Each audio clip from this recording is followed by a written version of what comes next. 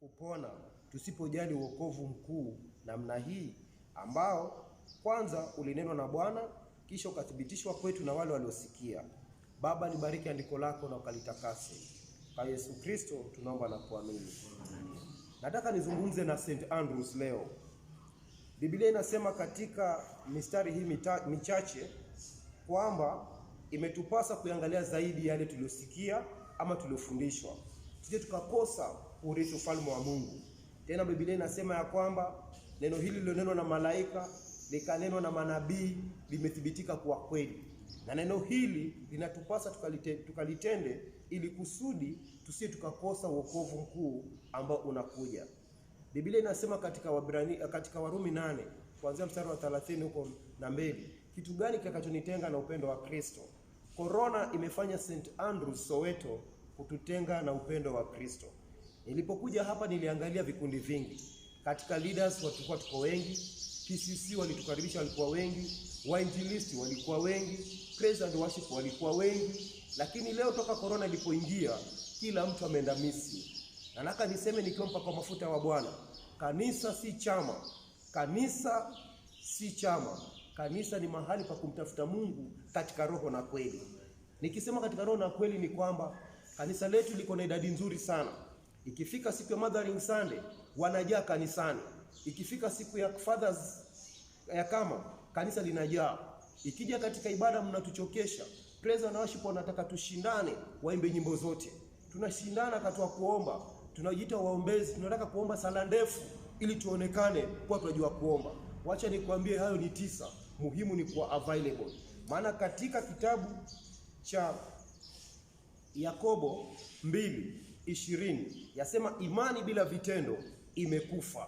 Ni lazima tukawe available. Na maandiko yanasema tutapataje kupona tusipojali wokovu kama huu?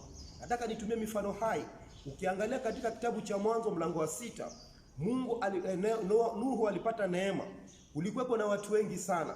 Yeye peke yake ndio alilisikiza neno la Mungu kwa makini. Akaambiwa atengeneze safina.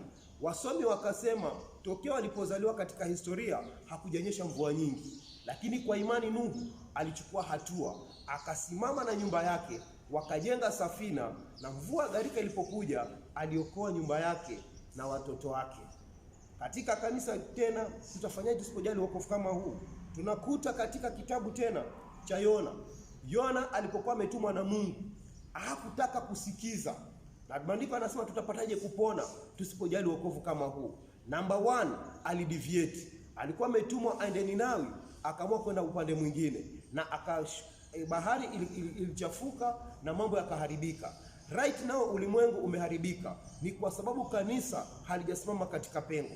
Na hata leo hapa St. Andrews Soweto, maandiko yanasema ikiwa tutashikana kwa maombi na tuombe kwa bidii, Mungu anaweza kasikia kutoka mbinguni. Lakini watu tumekataa kuomba. Nimeuliza tuko na leaders wangapi? Amenyosha mkono mmoja. Na Jumapili watu najaa mahali hapa. Nimeuliza tuko wazee wa kanisa wangapi? Wamekuja wachache. Wako wapi hawa wazee? Je, wazee wataonekana tu siku ya askofu peke yake? Je, siku ya wageni wa heshima wanapokuja hapa? Ni lazima tukawe katika pengo. Maana maandiko yanasema katika Joshua 1:8, neno hili la Torati lisitoke kinywani mwako, ulitafakari mchana na usiku ili tukaweze kufanikiwa. Watu wanapenda kusema naomba breakthrough, naomba prosperity. Hatuta prosper ikiwa neno la Mungu halitakuwa ndani yetu. Na si tu kwa ndani yetu tu peke yake. Ni lazima neno tulisikie, tujifundishe na tukalitende. Biblia pia inaniambia tena, kuna Noa alipokataa, baada alipoona mambo yanaharibika, kwa sababu Mungu alitaka kuangamiza mji uliokuwa umetumwa aende Ninawi, ilimlazimu mfalme apige mbiu ya mgambo. Watu wote wakafunga, wanyama wakafunga, na wote walishirikiana kwa sala na maombi. Kanisa lazima tukasimame katika pengo. Ndugu yangu mchungaji amesema kila siku saa 9 tuaje hapa. Watu hawataki kuja kanisani, wanatuangalia kwa dirisha. Wacha nikwambie, kama hatuko sote lazima tushirikiane kwa mali fulani. Na muangalia Paulo akimkemea Dema, akimwambia katika barua ya pili ya Timotheo mlango wa 4 na mstari wa 10, anasema Dema alinikimbia akapenda ulimwengu. Which voice are you going to listen? Is it the voice of the opinion leaders or for the voice of the Lord? Ni lazima tukasikize sauti ya Mungu. Ndio serikali wametuambia tusikutane. Mbona watu wanakutana sokoni? Mbona watu wanakutana bar? Ni lazima tukakutane katika ushirika ili mbingu zikafunguke. Nimeona roho ya magonjwa, ufukara, stagnation zimeingia katika kanisa, ni kwa sababu we are not united in prayers. Na nataka niendelee pia kusema tena, hata mwanampotevu alipokuwa yateseka akajiuliza nitapataje kupona nisipojali wokovu kama huu. Maandiko yanasema katika Luka 15 mstari wa 17, alipokuja katika ufahamu alisema nimekosea katika mbingu na nimemkosea babangu. Akachukua hatua, akarudi nyumbani. Wacha niwaambie ufanisi wapendo, aidha umesoma ama haukusoma, hautoki kwa sababu ya bidii, inatoka kutoka kwa Mungu mwenyewe. Daudi hakusoma. Daudi alikuwa kiongozi, na neno moja limenifurahisha ni katika Zaburi ya 27 mstari wa 4. Anasema neno moja nimelitaka, ni kukaa nyumbani mwa Bwana siku zote za maisha yangu, nikatafakari uzuri wake.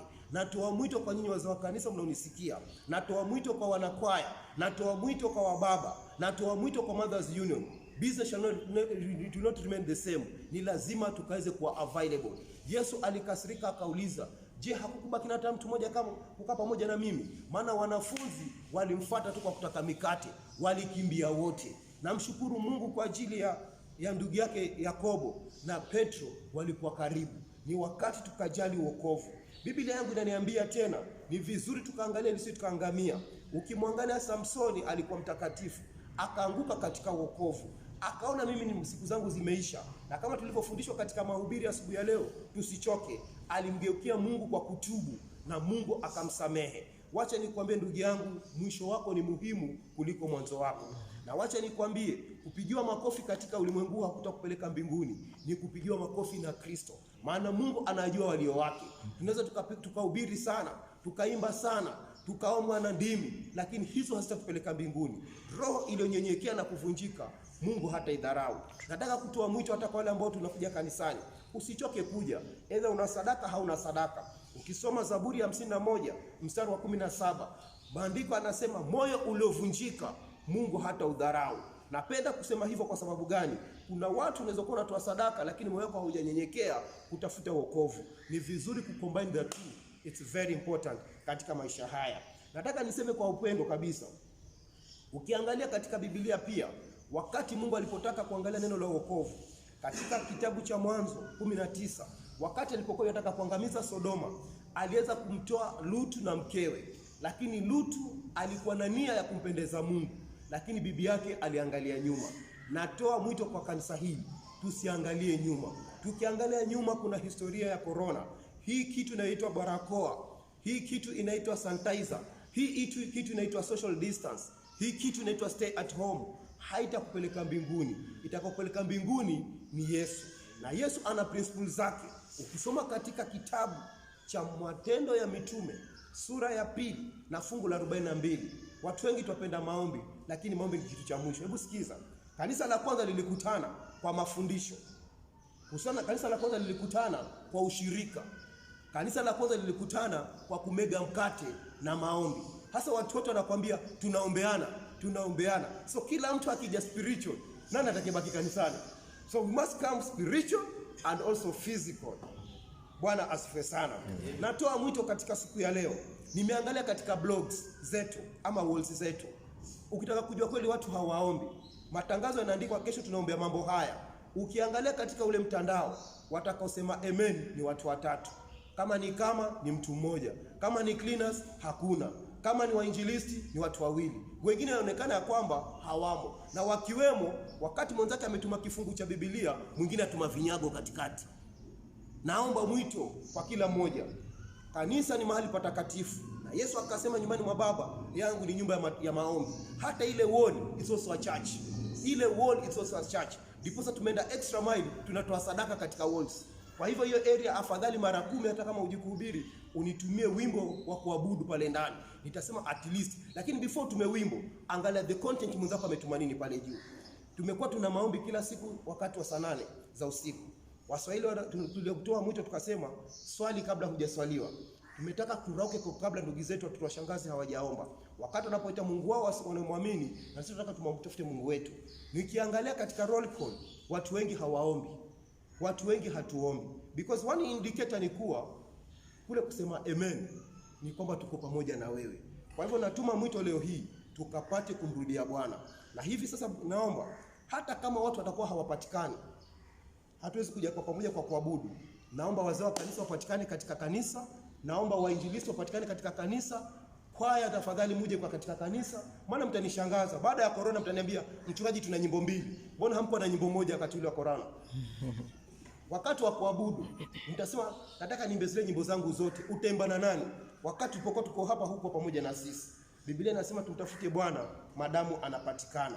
Nataka kumrudia Bwana katika Zakaria 1:3 inasema, mkinirudia nami nitawarudia. Kama kanisa lazima tumrudie Bwana. Tulipokuwa tunasema Bwana ataturegesha vitu hivi vyote. Vitu hivi vitaregeshwa si kama waganga wa kienyeji, vitaregeshwa kwa watu wanaomtafuta Mungu kwa bidii. Na mwisho namalizia na kwamba Zakaria alikuwa tasa.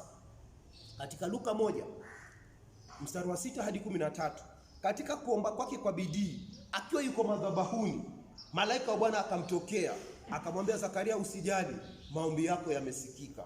Na ndiposa Petro naye alipofika kanisani, kulikuwa kuna yule kiwete amekaa muda mrefu. Tunapokuja hapa kila mtu yuko na level ya anointing. Wakamwambia Petro na Yohana, wakamwambia yule kiwete, fedha na dhahabu hatuna, lakini tulicho nacho tutapeana. Kupitia kwa neno la midomo ya watumishi, tunapolitamka linaenda kutenda, linaenda kuponya, linaenda kuokoa, linaenda kusamehe, linaenda kuvunja hata laana. Wacha nikwambie, watumishi wa Mungu ni wa maana sana. Njoo kanisani tuombe pamoja. Na msifanye roho wa Bwana akakasirika. Tusifanye roho wa Bwana akakasirika. Kama vile kazi yako unavyoithamini, pia neno la Mungu tukalithamini. Tumekubali kurauka, tuko tayari hata kufanya ibada hata saa 12. Kama tutapatikana 6 tufanye ibada. Kama tuogopa mambo ya social, tutaenda hiyo mambo ya social distance. Tuko tayari hata kufanya ibada 20 siku ya Jumapili kwa dakika 10 ili kazi ya Bwana ikasonge mbele. Mwito wangu nazungumza na St. Andrews, kila kiongozi ambaye ni chairman, naomba sasa tutapanga ratiba Jumapili ijayo, tutakuwa na ibada. Unajua ibada ya kwanza inaitwa ya watu wote, ibada ya pili ikidhaminiwa na Kama, ibada ya tatu ikidhaminiwa na Mothers. Kila kikundi kitakuwa hapa, na mimi na mchungaji mwenzangu tukiwa kama patrons tutatembea na nyinyi mpaka dakika ya mwisho. Jina la Bwana libarikiwe. Nasema jina la Bwana libarikiwe. Zakaria 1:3 nasema nirudieni nami nitawarudia. Mungu amekataa kuturudia kwa sababu hakuna aliyeturudia. Na naangalia Mungu kumbe ni ajabu. Wakati mwingine huwa hataki kusaidia kusanyiko. Alipoangalia Sodoma ilikuwa haribika, akaona badala kuitetea acha nimchukue yule anyenipenda tu peke yake. Tunaweza tuko hapa wengi, Mungu akasaidia wale wanaomtafuta kwa bidii peke yake. Kuwa katika lile kundi wa yule mmoja atakayependezewa na macho ya Mungu. Tumesema katika Mwanzo 6, Nuhu peke yake alipata neema. Naomba neema hiyo na upako huo ukakuguse baba wewe, ukakuguse mama wewe. Pengine uko pale umemkosea Mungu kwa mawazo na maneno na matendo. Mungu bado ni Mungu wa huruma. Alimsamehe Samsoni baada ya kumkosea Mungu. Alimsamehe Daudi licha na sifa zote. Daudi aliua, alizini na akafanya vitu vibaya, lakini alimrudia Mungu.